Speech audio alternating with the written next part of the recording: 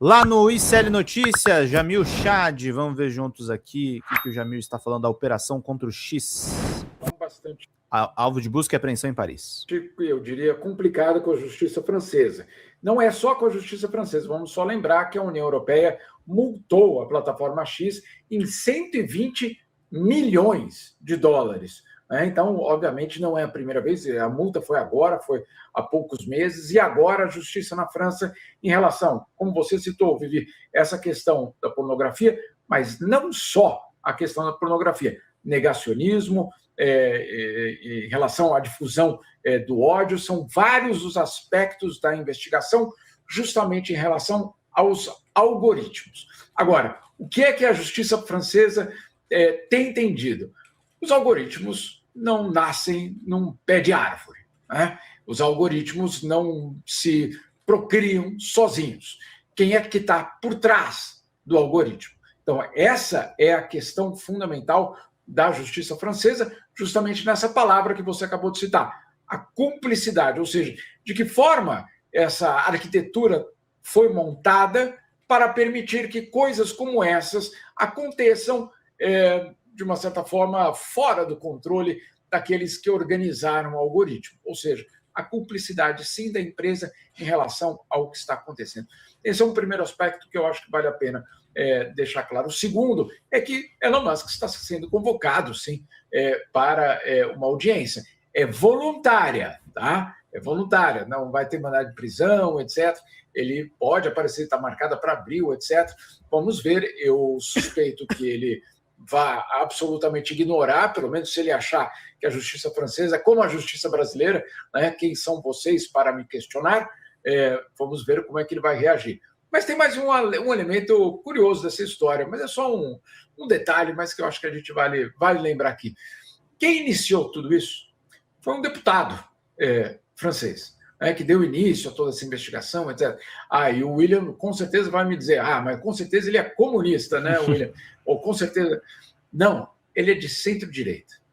É um deputado conservador, estava absolutamente chocado com o fato de que, claro, que surpresa, a liberdade de expressão não é absoluta para você causar dano na sociedade. Então, olha só que história curiosa, não vem da esquerda essa pressão sobre Elon Musk na França, vem justamente daqueles, talvez até mais tradicionais, aquele grupo político na França, absolutamente, eu diria, parte do establishment francês. Esse é um elemento. O outro elemento é que corre, obviamente, uma sensação, eu diria, aqui na Europa, de que chegou o momento das plataformas darem uma resposta sobre a sua responsabilidade diante da sociedade. Jamil, isso tudo é um absurdo. Acho importante explicar, o Twitter sempre foi um espaço onde a pornografia foi permitida. A plataforma permite a publicação de pornografia, por isso, inclusive, tem muitos produtores de conteúdo adulto, né? O nome atual que a gente dá ator e atriz pornô, que fazem conteúdos produzidos para o Twitter, né? E aí depois vendem suas plataformas outras lá, Privacy, OnlyFans, etc. O problema é que quando você é permissivo demais, você acaba permitindo que o espaço também seja usado para disseminadores de pornografia infantil e outros tipos de crimes relacionados a sexo e a sexualidade. O ponto mais grave nessa história, e isso já é sabido, que o Twitter já tinha essa finalidade, tinha muita gente usando para disseminar pornografia infantil, é que agora a plataforma está criando imagens de inteligência artificial de crianças e adolescentes. Isso é talvez mais grave do que a notícia anterior, que já era sabida, já era um espaço onde isso acontecia, tinha uma cobrança muito grande em relação ao Twitter, né? Só o dono chama de X, viu, gente? Ninguém chama esse negócio de X. É Twitter o nome da rede social, vai ser para sempre Twitter. O espaço sempre foi usado para isso, já tinha muita crítica, já tinha muita cobrança das autoridades para que o Twitter fizesse a regulação de uso da plataforma para a pornografia infantil. Mas mais grave do que isso, e o César já acompanha isso comigo aqui, eu nas últimas semanas falei no rolê sobre isso, como a plataforma, o Grok, né, a inteligência artificial do Twitter, estava sendo usada para criar. E assim, gente, para explicar para vocês, por exemplo, alguém postava uma imagem de uma jovem ou de uma criança de biquíni, de sunga, de roupa. as pessoas pediam para o Grok para fazer aquela foto sem roupa. E aí o Grok, sem fazer o óbvio filtro etário da foto que estava sendo postada, fazia o que as pessoas pediam. O Twitter disse que estava banindo as contas, passou a restringir esse tipo de pedido feito para IA para contas verificadas, né, que são contas que têm um mínimo de registro, mas ainda assim isso continua acontecendo e a plataforma continua sendo cobrada. O uso para pornografia infantil, César, as redes sociais todas praticamente são usadas para isso desde sempre. É por isso que a gente cobra a regulamentação e a regulação das redes sociais, para que elas sejam responsabilizadas quando esse tipo de conteúdo é postado nas suas redes. Mas mais do que isso, César, usar a IA do próprio Twitter para produzir conteúdos de IA, de pornografia infantil, de sexualização de crianças e adolescentes, é uma camada adicional de problema nessa história, César. Uma camada adicional. E, Jamil, veja, tem uma questão que esse tipo de pauta chega a me dar dor de cabeça, juro, porque assim, é inacreditável que a gente tenha que argumentar algo tão elementar, um parâmetro de civilização mesmo, como algo aí, sabe, Jamil? E como eu vejo, tem uma ideia do campo marxiano que é o seguinte: o Marx diz que a gente ainda está na pré-história da humanidade por conta da sociedade de exploração que garante esse processo de exploração do ser humano pelo ser humano. Eu vou em termos de probidade intelectual, tá? Para não dizer que eu estou formulando isso, eu estou só adaptando a ideia. A gente ainda está na pré-história da internet, Jamil. Eu tô seguro que os nossos netos, Jamil, daqui a 40, 50, 60 anos, vão olhar isso, eles vão estar em sala de aula e os professores, as professoras vão dizer: olha, vocês acreditam, meu filho, que no começo do século, lá em 2020, 2026, era assim que a coisa funcionava? Não tinha nenhum tipo de regulamentação e as pessoas podiam produzir imagem de crianças nuas, utilizando inteligência artificial para promover a pornografia infantil. Perdão até ter que trazer isso dessa forma, mas como eu vejo, para te passar, Jamil, isso caracteriza um tipo de pré-história ainda da internet, e a gente precisa debater isso para avançar no sentido de coibir esse tipo de coisa, porque é inacreditável, cara. É inacreditável, César. Eu sempre penso como é que as outras gerações vão nos olhar em vários aspectos. Essa é uma delas, sem dúvida nenhuma. Talvez é o equivalente a quando a gente olha aquelas publicidades de médicos recomendando cigarro, né, fume, etc. Deve ter alguma semelhança. Claro, sinceramente, no que se refere às crianças, eu acho ainda pior, ainda mais ofensiva. Agora, olha só que curioso, justamente hoje, no Parlamento Espanhol, Pedro Sánchez, o primeiro-ministro espanhol, está propondo uma nova, eu diria, organização da sociedade em torno das redes sociais. Primeira delas, proibição de redes sociais para crianças até 16 anos. Essa é a proposta do governo espanhol, que está sendo apresentada nesta terça-feira. Estamos na terça-feira, né? Desculpa. São mais perigosos. Nesta terça-feira. 16 anos. Ou seja, até 16 anos, simplesmente ser proibido qualquer adolescente, criança, no fundo, ter acesso às redes sociais. Primeiro ponto.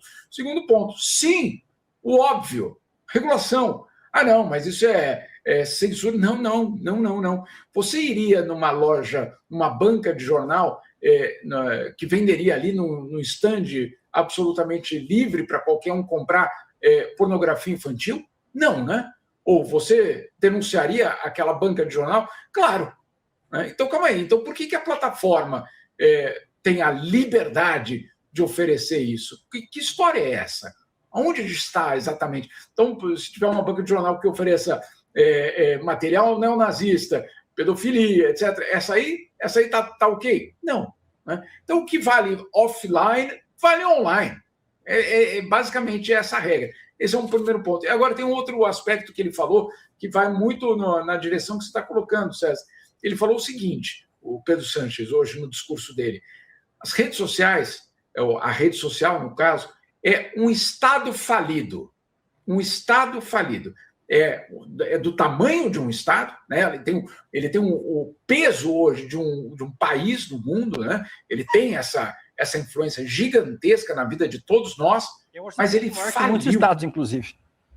Exatamente. Mas ele faliu. Faliu o quê? Em termos financeiros? Não. Ele faliu moralmente, ele faliu em termos, obviamente, da construção de uma sociedade, da civilização, dos direitos humanos. Então, o que diz o Pedro Sánchez? Nós, os governos, aqueles que de fato representam populações inteiras, precisamos recuperar as redes sociais. Recuperar no sentido de retomar, basicamente, o controle. Lá vem vocês aí falando em censura. Não, não é censura.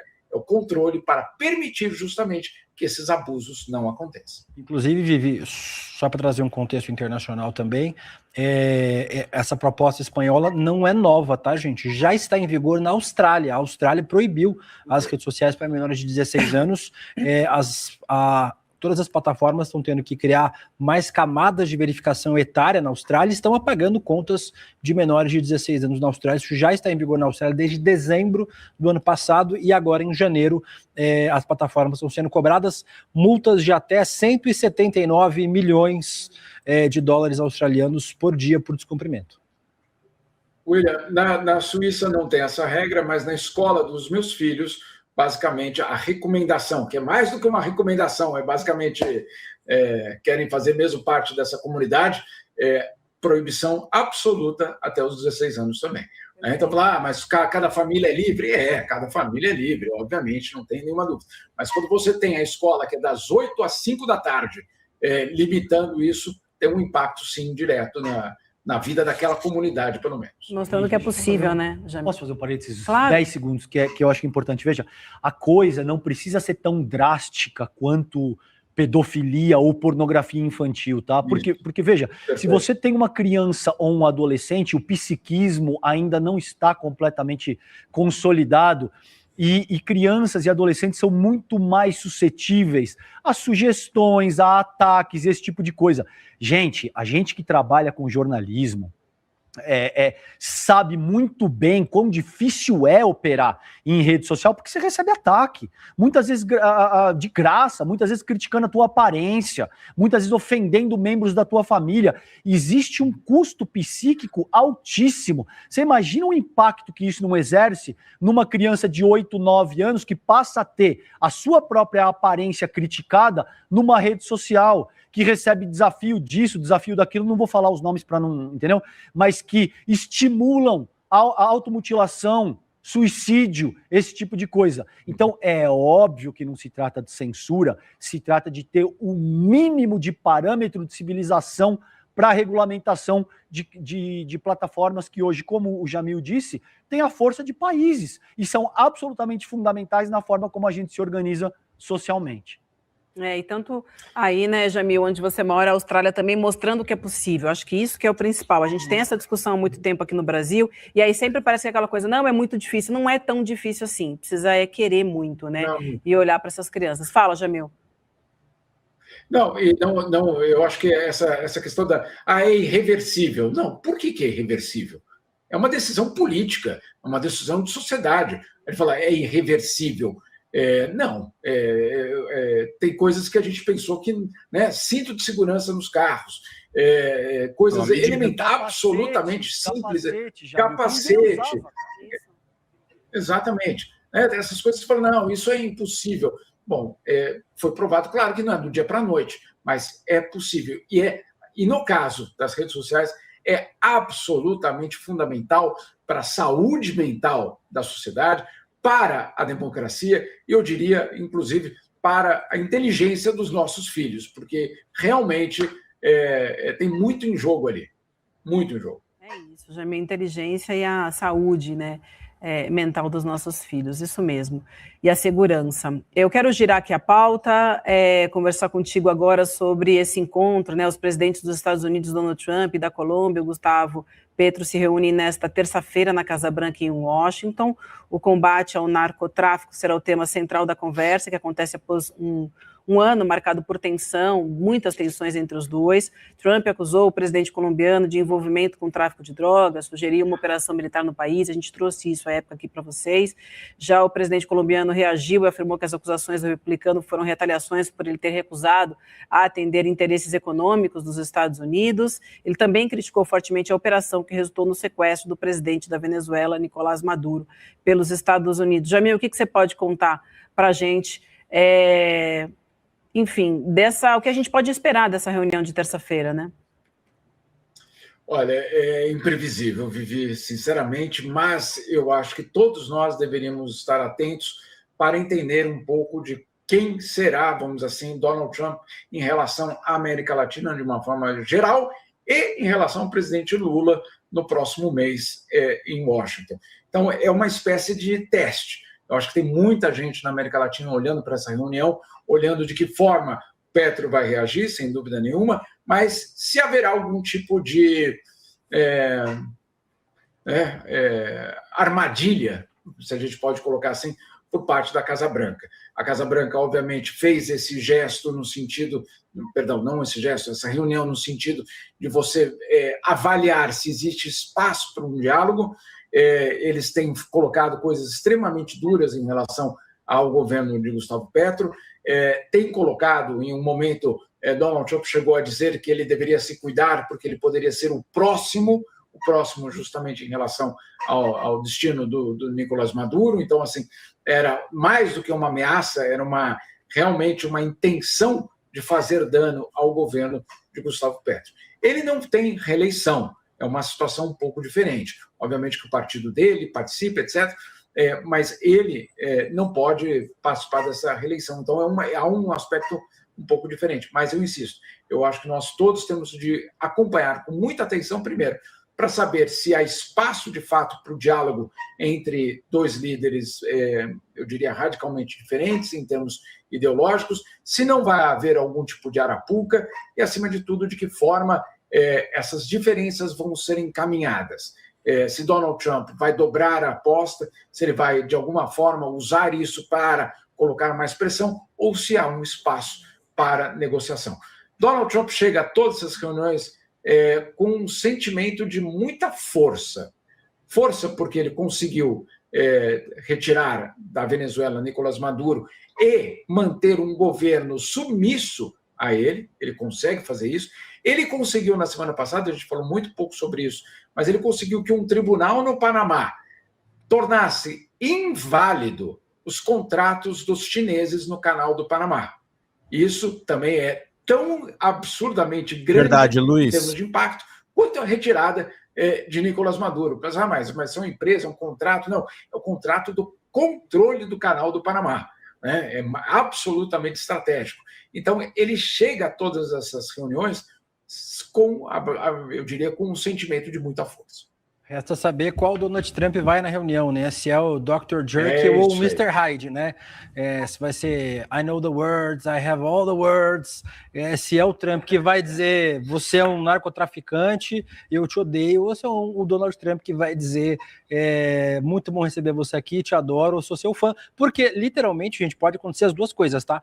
Ele pode colocar vídeos comprometedores numa tela e todo mundo olhando constrangido, parecendo uma cena de The Office, falando, nossa, olha só, as mortes por narcotráfico na Colômbia, ou ele pode dizer, nossa, eu adoro você, vamos tomar um café colombiano. Qualquer uma das duas coisas pode acontecer, mas o Jamil já nos alertou muito bem. É um sinal do que a gente pode esperar para a reunião com o presidente Lula. Não me parece que com Lula o Trump vai dar um cavalo de pau tão grande, né? A relação está melhorando, os países estão mais próximos, mas com a Colômbia a relação é muito tensa e ainda assim, num gesto de muita coragem, admito, o Petro topou ir até a Casa Branca com o risco de sofrer o que sofreu o Zelensky, o Ramaphosa, outros presidentes que foram visitar o Donald Trump para participar do seu ritual de humilhação pública que ele costuma fazer na Casa Branca. Esperemos que com o presidente Lula a história seja diferente e pela construção da relação nos últimos meses, talvez seja mesmo.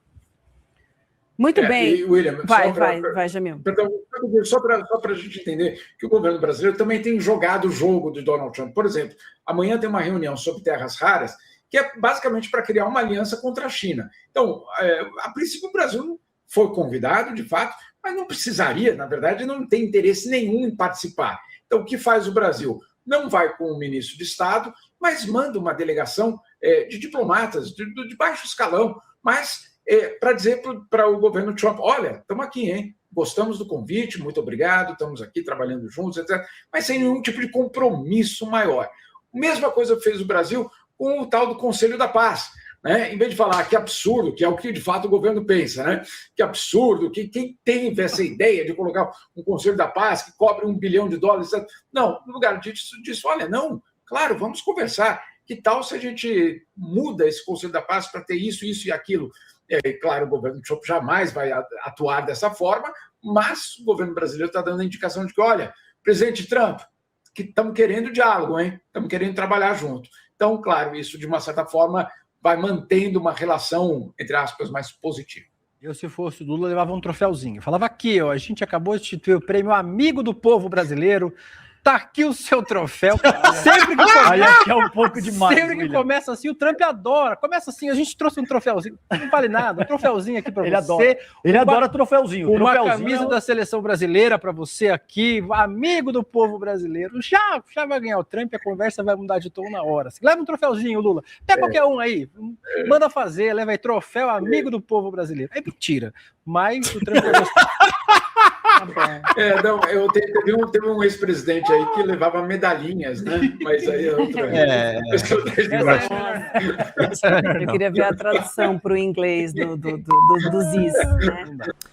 Fala galera da Folha TV, não se esquece de se inscrever aqui no nosso canal para assistir programas como Folha Notícias Manhã, Folha Notícias Noite, o nosso Folha Entrevista e o nosso Barzinho das Meninas. Muitas coisas bacanas a gente acompanha por aqui e a gente precisa muito, muito do apoio de vocês para nosso trabalho jornalístico, investigativo, de curadoria de conteúdo, com vocês ajudando no nosso Pix, folhademocrata@gmail.com, ou mandando superchats, valeu demais, e os recursos financeiros, tornando-se membro do nosso canal, no nosso curso de jornalismo básico, para você ficar muito bem informado a respeito de tudo. Queridos e queridas, muito obrigado pela presença de todos vocês. Vida longa e próspera.